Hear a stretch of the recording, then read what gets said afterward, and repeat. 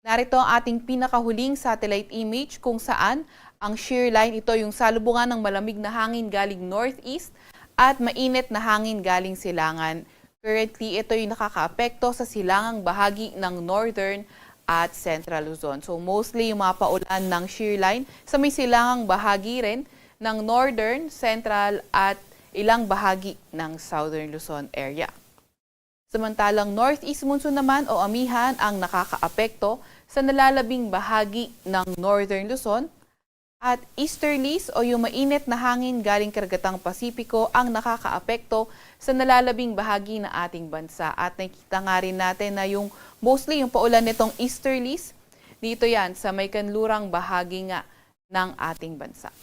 Or kanlurang bahagi ng Visayas, Mindanao, pati na rin itong area ng Palawan. Currently, wala rin naman tayong namomonitor na bagyo or low pressure area sa loob or malapit sa ating Philippine Area of Responsibility. Para naman sa lagi na ating panahon ngayong araw, nakikita nga rin natin na itong shear line magdadala ng maulap na papawirin, mga kalat-kalat na pag-ulan, pagkidlat at pagkulog. Dito yan sa may Cagayan, Isabela, Aurora, Quezon, pati na rin sa may Rizal. Mas magandang panahon naman sa nalalabing bahagi ng Northern Luzon, particular na nga sa nalalabing bahagi ng Cagayan Valley, Cordillera Administrative Region, pati na rin sa may lugar ng Ilocos Region kung saan may tsansa lamang ng mga may hinang pag-ulan. Nakikita nga rin natin sa lugar ng Palawan, meron din tayong maulap na papawirin, mga kalat-kalat na pag-ulan, pagkidlat at pagkulog dala ng easterlies. Sa Metro Manila naman at nalalabing bahagi ng Luzon, nakikita naman din natin magandang panahon pa rin, may mga tsansa nga lang ng mga localized thunderstorms. Yung mga kasamahan natin sa Regional Services Division patuloy na maglalabas ng mga thunderstorm advisory, rainfall advisory o hindi kaya heavy rainfall warning kung kinakailangan. Agwat ng temperatura ngayong araw sa Metro Manila ay 24 to 31 degrees Celsius. 16 to 25 degrees Celsius sa may Baguio at 22 to 29 degrees Celsius naman sa may Tagaytay. Agwat ng temperatura sa may Lawag ay 24 to 31 degrees Celsius at 24 to 31 degrees Celsius din naman sa may Legazpi. Sa Tugigaraw ay 23 to 30 degrees Celsius naman. Agwat naman ng temperatura ngayong araw sa Puerto Princesa ay 24 to 31 degrees Celsius, gayon din naman sa may Kalayaan Islands.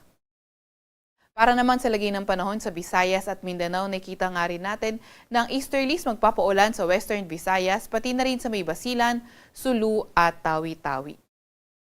Para naman sa nalalabing bahagi ng Visayas at Mindanao, mas magandang panahon at may mga tsansa pa rin tayo ng mga localized thunderstorms. Agwat ng temperatura ngayong araw sa Cebu at Tacloban ay 25 to 31 degrees Celsius.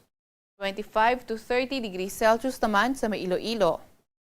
Agwat naman ng temperatura sa may Zamboanga at Davao ay 25 to 33 degrees Celsius at sa may Cagayan de Oro ay 22 to 31 degrees Celsius naman. Sa kasalukuyan, wala rin naman tayong nakataas na gale warning sa kahit na anong dagat baybayin ng ating bansa. Para naman sa ating 4-day weather outlook, nakikita nga natin Monday until Tuesday, yung silangang bahagi ng Northern Luzon, posibleng maging maulan dahil yan sa epekto ng shear line. And during this time nga din, posibleng mas humina pa yung epekto ng amihan sa ating bansa. Gayunpaman, pagdating ng Wednesday to Thursday or Tuesday to Thursday rin, ay nakita nga rin natin na posibleng bumalik yung epekto ng amihan o northeast monsoon at malaking bahagi ng ating bansa yung maapektuhan. Scattered rain showers and thunderstorms sa may silangang bahagi rin ng Mindanao ay inaasahan.